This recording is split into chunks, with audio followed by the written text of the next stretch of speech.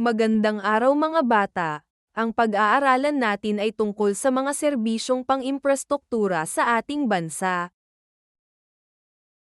Mga kasanayan at layuning pampagkatuto para sa araw na ito ay: una, nasesuri ang papel ng pamahalaan at mga programang pang-ekonomiya. Pangalawa, nakikilala ang mga kagawaran ng pamahalaan at panghuli, naiisa-isa ang mga programa ng pamahalaan na may kaugnayan sa pang-ekonomiya. Mga bata, kantahin natin ang awiting Magtanim ay di biro.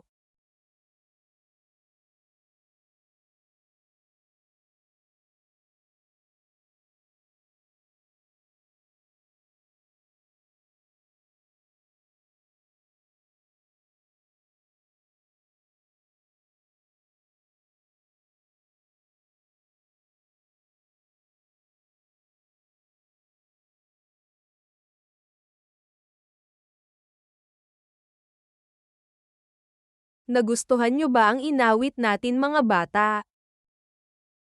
Kung gayon, sagutin natin ang mga gabay na tanong.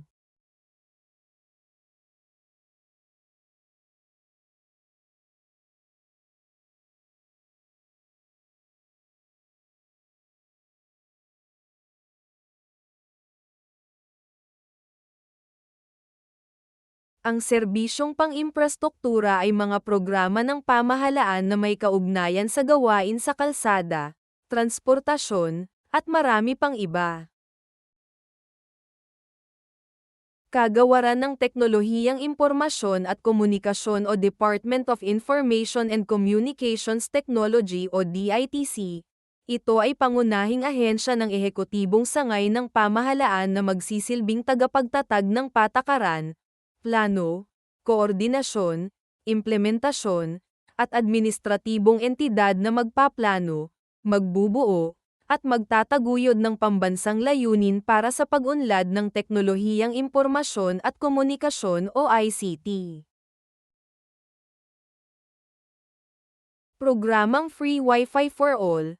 Ang layunin ng programang Free Wi-Fi for All ng DICT ay magbigay ng libreng akses sa mga Pilipino sa mga oportunidad, edukasyon, at impormasyon, at ang kakayahang makilahok sa lumalagong ekonomiyang digital sa pamamagitan ng libreng internet sa mga pampublikong lugar sa buong bansa. Ang programang ito ay naglalayong itaguyod ang paglago ng kaalaman at pasiglahin ang ekonomikong pag-unlad sa bansa sa pamamagitan ng pagbibigay ng libreng akses sa internet sa mas maraming Pilipino. Layunin nitong payagan ang mga tao na makilahok sa online na pag-aaral, magawa ang mga transaksyon online, at magamit ang iba't ibang serbisyo at aktibidad na nagtataguyod sa digital na ekonomiya ng bansa. Kagawaran ng mga pagawaing bayan at lansangan o Department of Public Works and Highways. Ang DPWH ay isa sa 3 ahensya ng pamahalaan na nangangasiwa ng mga pangunahing proyektong imprastruktura. Ang DPWH ay itinataguyod na magsagawa ng mga plano para sa imprastruktura tulad ng pambansang kalsada at tulay, kontrol sa baha, proyektong pangkakahuyan, at iba pang mga pampublikong gawain at pagdidisenyo, konstruksyon, at pagpapanatili ng mga pambansang kalsada at tulay, at mga pangunahing sistema ng kontrol sa baha. Isa sa programa ng DPWH ay ang Flood Management Program o Flood Control Program. Ang Flood Management Program o Flood Control Program ay isa sa mga prayoridad na programa ng pamahalaan, partikular ng Department of Public Works and Highways. Layunin nito na protektahan ang buhay at ari-arian ng mga Pilipino mula sa pinsalang dulot ng baha, lalo na tuwing panahon ng bagyo at habagat.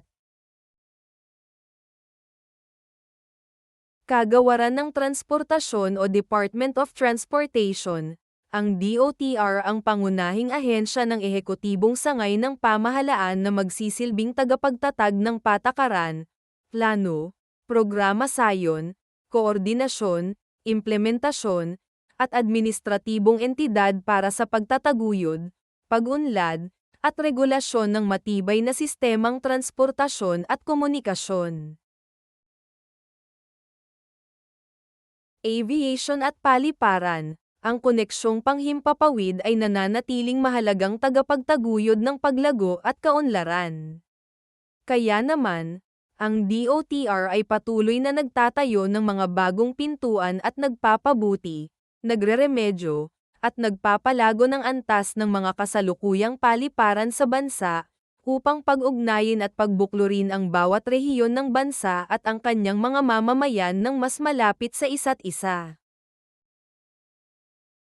Sektor ng riles. Ang layunin ng DOTR ay palawakin ang kasalukuyang haba ng mga linya ng riles sa bansa, mula 77 kilometro, patungo sa 1,900 kilometro sa taong 2022 at higit pa.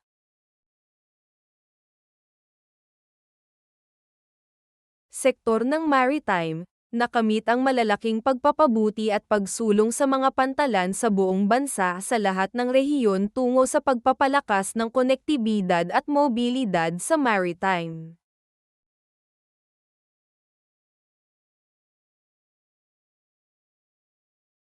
Sagutan natin ang unang gawain.